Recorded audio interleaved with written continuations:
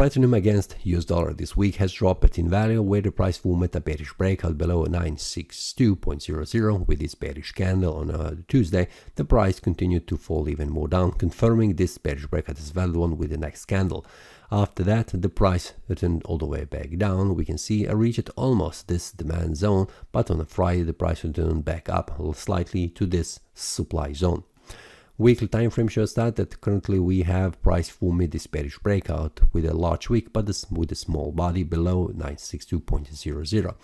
Monthly time frame shows us currently a bearish candle. Half month has passed. We have still 2 weeks more to go, so we'll see how this monthly time frame will close.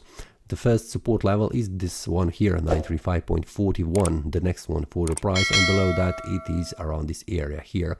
Around this one, 906 or 900, it's very close to this support level. So the next one is 932, around that area.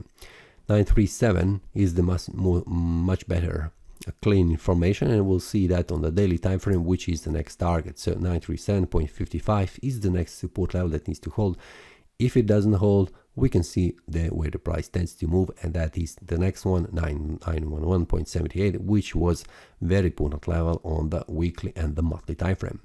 Now for the price, in order to cancel this one movement, the price needs to move above this one, 965.50, 962.00, and this one, 980.32.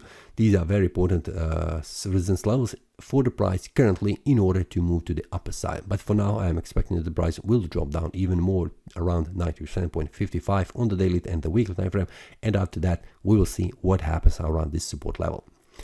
This is all for this week. See you next time, and happy trading. That is all from today's analysis. I hope you enjoyed. If you have any question, feel free to leave a comment. If you like the analysis, click the like button and subscribe. See you next time, and a happy trading.